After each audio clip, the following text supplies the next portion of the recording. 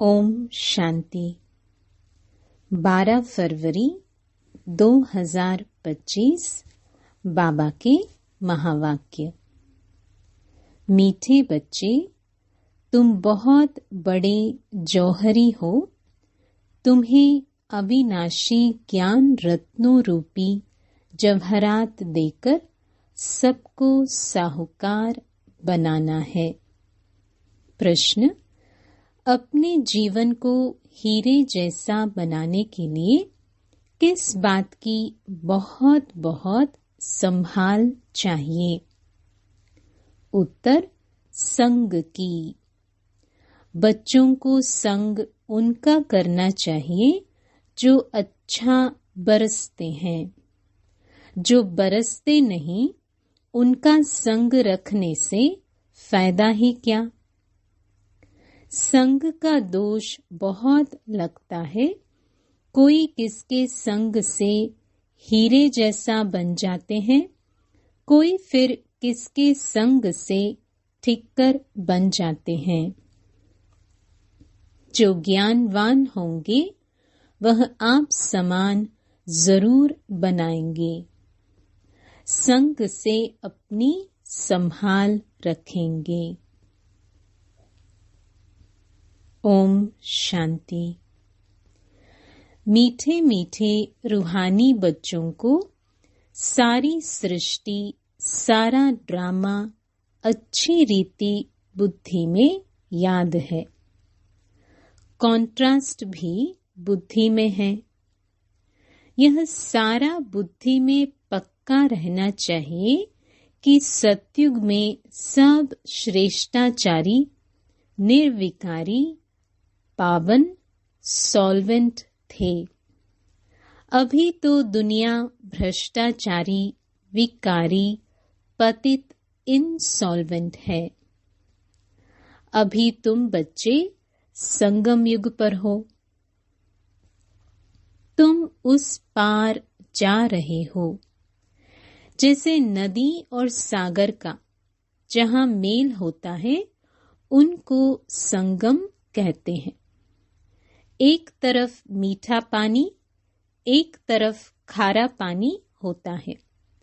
अब यह भी है संगम। तुम जानते हो बरोबर, सतयुग में लक्ष्मी नारायण का राज्य था, फिर ऐसे चक्र फिरा। अभी है संगम। कलयुग के अंत में सब दुखी हैं। इसको जंगल कहा जाता है। सतयुग को बगीचा कहा जाता। अभी तुम कांटों से फूल बन रहे हो। यह स्मृति तुम बच्चों को होनी चाहिए। हम बेहद के बाप से वर्षा ले रहे हैं। यह बुद्धि में याद रखना है। 84 जन्मों की कहानी तो बिल्कुल कॉमन है। समझते हो, अब 84 जन्म पूरे हुए। तुम्हारी बुद्धि में तरावट है कि हम अभी सतयुगी बगीचे में जा रहे हैं। अब हमारा जन्म इस मृत्यु लोक में नहीं होगा। हमारा जन्म होगा अमरलोक में। शिव बाबा को अमरनाथ भी कहते हैं। वह हमको अमर कहानी सुना रहे हैं। वहां हम शरीर में होते भी अमर रहेंगे। अपनी खुशी से टाइम पर शरीर छोड़ेंगे। उसको मृत्युलोक नहीं कहा जाता। तुम किसको भी समझाएंगे तो समझेंगे बरोबर, इनमें तो पूरा ज्ञान है। सृष्टि का आदि और अंत तो है ना। छोटा बच्चा भी जवान और वृद्ध होता है, फिर अंत आ जाता है, फिर बच्चा बनता है। सृष्टि भी नई बनती, फिर क्वार्टर पुरानी, आधी पुरानी, फिर सारी पुरानी होती है, फिर नई होगी। यह सब बातें और कोई एक दो को सुना नहीं सकते, ऐसी चर्चा कोई कर नहीं सकते सिवाय तुम ब्राह्मणों के, और कोई को रूहानी नॉलेज मिल न सके। ब्राह्मण वर्ण में आए तब सुने, सिर्फ ब्राह्मण ही जाने। ब्राह्मणों में भी नंबरवार है। कोई यथार्थ रीति सुना सकते हैं, कोई नहीं सुना सकते हैं, तो उन्हों को कुछ मिलता नहीं है। जौहरियों में भी देखेंगे, कोई के पास तो करोड़ों का माल रहता है, कोई के पास तो 10,000 का भी माल नहीं होगा। तुम्हारे में भी ऐसे हैं। जैसे देखो, यह जनक है, यह अच्छा जौहरी है, इनके पास वैल्यूबल जवाहरात है। किसको देकर अच्छा साहूकार बना सकती है। कोई छोटा जौहरी है, जास्ती दे नहीं सकते, तो उनका पद भी कम हो जाता है। तुम सब जौहरी हो, यह अविनाशी ज्ञान रत्नों के जवाहरात हैं। जिसके पास अच्छे रत्न होंगे वह साहूकार बनेंगे, औरों को भी बनाएंगे। ऐसे तो नहीं सब अच्छे जौहरी होंगे। अच्छे अच्छे जौहरी बड़े बड़े सेंटर्स पर भेज देते हैं। बड़े आदमियों को अच्छी जवाहरात दी जाती है। बड़े बड़े दुकानों पर एक्सपर्ट्स रहते हैं। बाबा को भी कहा जाता है सौदागर, रत्नागर। रत्नों का सौदा करते हैं, फिर जादूगर भी है, क्योंकि उनके पास ही दिव्य दृष्टि की चाबी है। कोई नौधा भक्ति करते हैं तो उनको साक्षात्कार हो जाता है। यहाँ वह बात नहीं है। यहाँ तो अनायास घर बैठे भी बहुतों को साक्षात्कार होता है। दिन प्रतिदिन सहज होता जाएगा। कईयों को ब्रह्मा का और श्री कृष्ण का भी साक्षात्कार होता है। उनको कहते हैं ब्रह्मा के पास जाओ, जाकर उनके पास प्रिंस बनने की पढ़ाई पढ़ो। यह पवित्र प्रिंस प्रिंसेस चले आते हैं ना। प्रिंस को पवित्र भी कह सकते हैं। पवित्रता से जन्म होता है ना। पतित को भ्रष्टाचारी कहेंगे। पतित से पावन बनना है, यह बुद्धि में रहना चाहिए। जो किसको समझा भी सको। मनुष्य समझते हैं यह तो बड़े सेंसिबल हैं। बोलो हमारे पास कोई शास्त्रों आदि की नॉलेज नहीं है।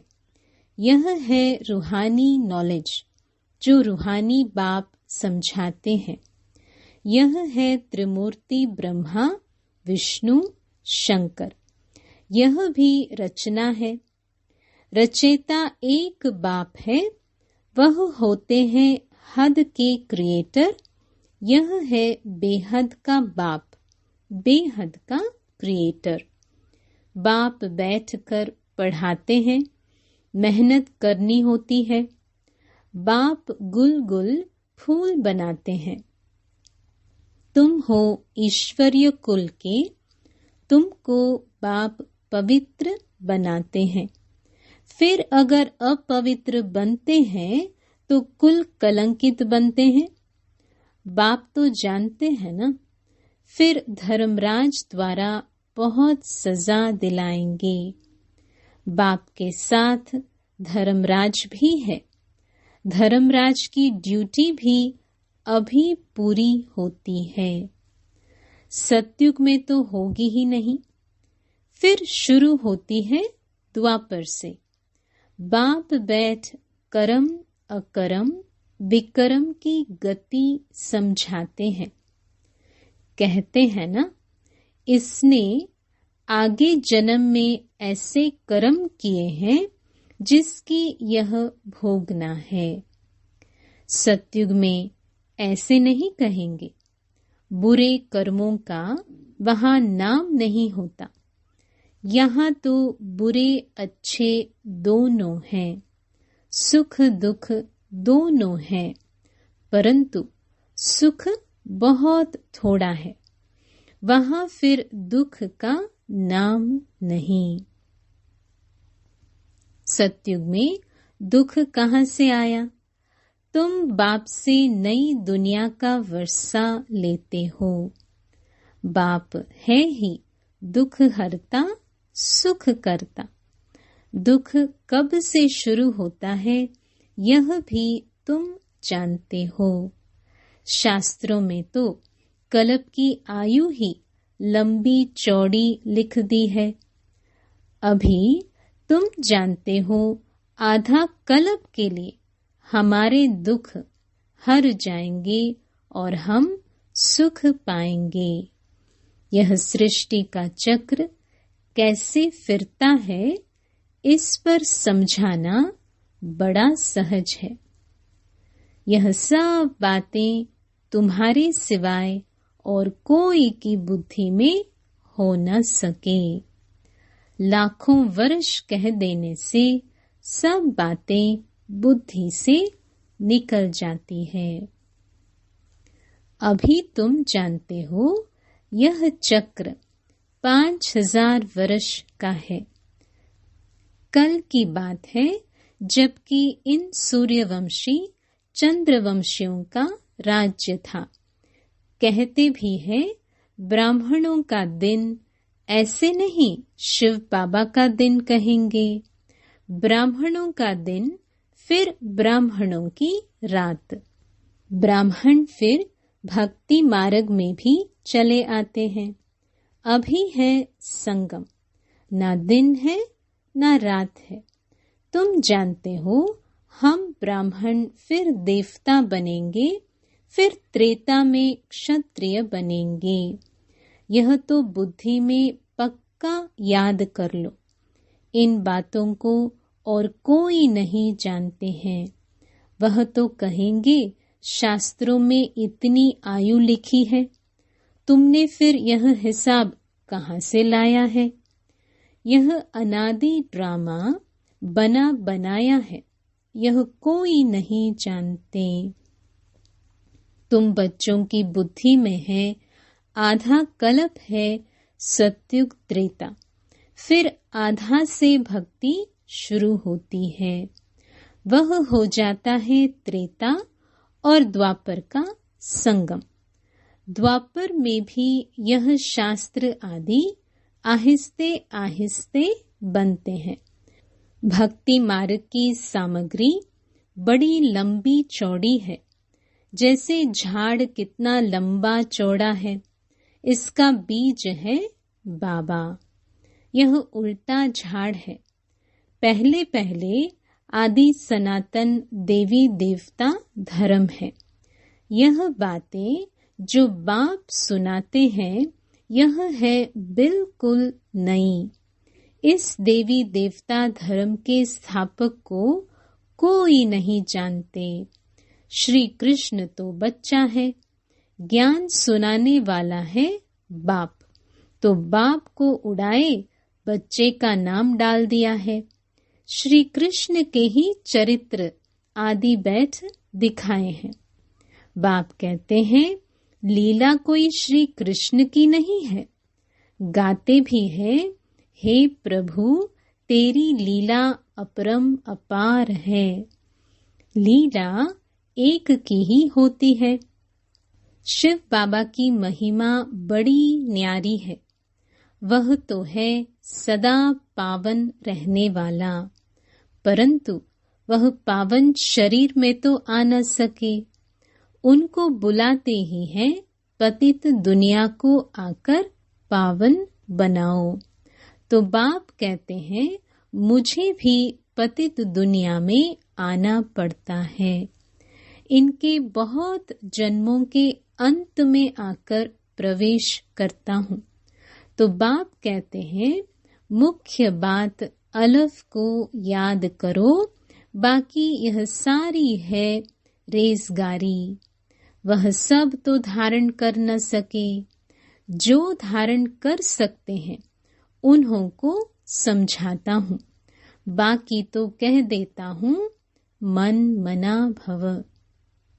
नंबरवार बुद्धि तो होती है ना। बादल कोई तो खूब बरसते हैं, कोई थोड़ा बरस कर चले जाते हैं। तुम भी बादल हो ना। कोई तो बिल्कुल बरसते ही नहीं है। ज्ञान को खींचने की ताकत नहीं है। मम्मा बाबा अच्छे बादल है ना। बच्चों को संग उनका करना चाहिए जो अच्छा बरसते हैं। जो बरसते ही नहीं, उनसे संग रखने से क्या होगा। संग का दोष भी बहुत लगता है। कोई तो किसके संग से हीरे जैसा बन जाते हैं, कोई फिर किसके संग से ठिक्कर बन जाते हैं। पीठ पकड़नी चाहिए अच्छे की। जो ज्ञानवान होगा वह आप समान फूल बनाएगा। सत बाप से जो ज्ञानवान और योगी बने हैं उनका संग करना चाहिए। ऐसे नहीं समझना है कि हम फलाने का पूंछ पकड़कर पार हो जाएंगे। ऐसे बहुत कहते हैं, परंतु यहाँ तो वह बात नहीं है। स्टूडेंट किसकी पूंछ पकड़ने से पास हो जाएंगे क्या? पढ़ना पड़े ना। बाप भी आकर नॉलेज देते हैं। इस समय वह जानते हैं हमको ज्ञान देना है। भक्ति मार्ग में उनकी बुद्धि में यह बातें नहीं रहती कि हमको जाकर ज्ञान देना है। यह सब ड्रामा में नूंद है। बाबा कुछ करते नहीं है। ड्रामा में दिव्य दृष्टि मिलने का पाठ है तो साक्षात्कार हो जाता है। बाप कहते हैं ऐसे नहीं कि मैं बैठ साक्षात्कार कराता हूँ। यह ड्रामा में नूंद है। अगर कोई देवी का साक्षात्कार करना चाहते हैं, देवी तो नहीं कराएगी ना। कहते हैं हे भगवान हमको साक्षात्कार कराओ। बाप कहते हैं ड्रामा में नूंद होगी तो हो जाएगा। मैं भी ड्रामा में बांधा हुआ हूँ। बाबा कहते हैं मैं इस सृष्टि में आया हुआ हूँ। इनके मुख से मैं बोल रहा हूँ। इनकी आंखों से तुमको देख रहा हूँ। अगर यह शरीर न हो तो देख कैसे सकूंगा। पतित दुनिया में ही मुझे आना पड़ता है। स्वर्ग में तो मुझे बुलाते ही नहीं है। मुझे बुलाते ही संगम पर है। जब संगम युग पर आकर शरीर लेता हूँ तब ही देखता हूँ। निराकार रूप में तो कुछ देख नहीं सकता हूँ। ऑर्गन्स बिगर आत्मा कुछ भी कर न सके। बाबा कहते हैं मैं देख कैसे सकता, चुरपुर कैसे कर सकता बिगर शरीर के। यह तो अंधश्रद्धा है जो कहते हैं ईश्वर सब कुछ देखता है, सब कुछ वह करते हैं। देखेगा फिर कैसे? जब ऑर्गन्स मिले तब देखे ना। बाप कहते हैं अच्छा व बुरा काम ड्रामा अनुसार हर एक करते हैं। नूंद है। मैं थोड़ी इतने करोड़ों मनुष्यों का बैठ हिसाब रखूंगा। मुझे शरीर है तब सब कुछ करता हूँ। करन करावनहार भी तब कहते हैं, नहीं तो कह न सके। मैं जब इसमें आऊं तब आकर पावन बनाऊं। ऊपर में आत्मा क्या करेगी? शरीर से ही पाठ बजाएगी ना। मैं भी यहाँ आकर पाठ बजाता हूँ। सतयुग में मेरा पाठ है नहीं। पाठ बिगर कोई कुछ कर न सके। शरीर बिगर आत्मा कुछ कर नहीं सकती। आत्मा को बुलाया जाता है, वह भी शरीर में आकर बोलेगी ना। ऑर्गन्स बिगर कुछ कर न सके। यह है डिटेल की समझानी। मुख्य बात तो कहा जाता है, बाप और वर्षे को याद करो। बेहद का बाप इतना बड़ा है, उनसे वर्षा कब मिलता होगा यह कोई जानते नहीं। कहते हैं आकर दुख हरो, सुख दो, परंतु कब यह किसको पता नहीं है। तुम बच्चे अभी नई बातें सुन रहे हो। तुम जानते हो हम अमर बन रहे हैं, अमर लोक में जा रहे हैं। तुम अमर लोक में कितना बार गए हो? अनेक बार। इसका कभी अंत नहीं होता। बहुत कहते हैं क्या मोक्ष नहीं मिल सकता? बोलो नहीं, यह अनादि अविनाशी ड्रामा है। यह कभी विनाश नहीं हो सकता है। यह तो अनादि चक्र फिरता ही रहता है। तुम बच्चे इस समय सच्चे साहिब को जानते हो। तुम सन्यासी हो ना? वह फकीर नहीं। सन्यासियों को भी फकीर कहा जाता है। तुम राज ऋषि हो। ऋषि को सन्यासी कहा जाता है। अभी फिर तुम अमीर बनते हो। भारत कितना अमीर था, अभी कैसा फकीर बन गया है। बेहद का बाप आकर बेहद का वर्षा देते हैं। गीत भी है, बाबा आप जो देते हो सो कोई दे न सके। आप हमको विश्व का मालिक बनाते हो, जिसको कोई लूट न सके। ऐसे ऐसे गीत बनाने वाले अर्थ नहीं सोचते। तुम जानते हो वहाँ पार्टीशन आदि कुछ नहीं होगी। यहाँ तो कितनी पार्टीशन है। वहाँ आकाश धरती सारी तुम्हारी रहती है। तो इतनी खुशी बच्चों को रहनी चाहिए ना। हमेशा समझो शिव बाबा सुनाते हैं, क्योंकि वह कभी हॉलिडे नहीं लेते, कभी बीमार नहीं होते। याद शिव बाबा की ही रहनी चाहिए। इनको कहा जाता है निरअहंकारी। मैं यह करता हूँ, मैं यह करता हूँ, यह अहंकार नहीं आना चाहिए। सर्विस करना तो फर्ज है, इसमें अहंकार नहीं आना चाहिए। अहंकार आया और गिरा। सर्विस करते रहो, यह है रूहानी सेवा। बाकी सब है जिस्मानी। अच्छा, मीठे मीठे सिक्की लधे बच्चों प्रति मात पिता बाप दादा का याद प्यार और गुड मॉर्निंग। रूहानी बाप की रूहानी बच्चों को नमस्ते। धारणा के लिए मुख्य सार। पहला, बाप जो पढ़ाते हैं उसका रिटर्न गुल गुल फूल बनकर दिखाना है। मेहनत करनी है। कभी भी ईश्वरीय कुल का नाम बदनाम नहीं करना है। जो ज्ञानवान और योगी है उनका ही संग करना है।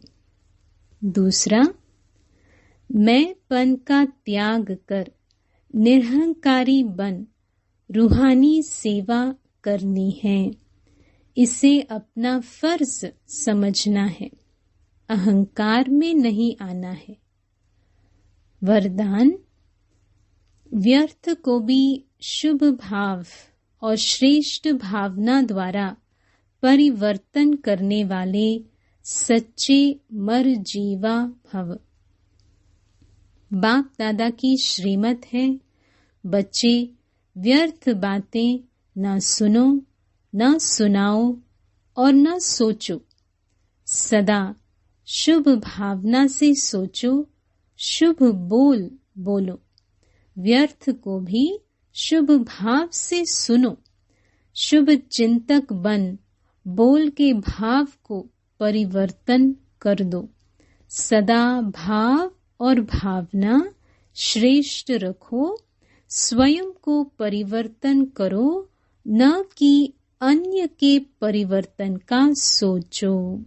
स्वयं का परिवर्तन ही अन्य का परिवर्तन है।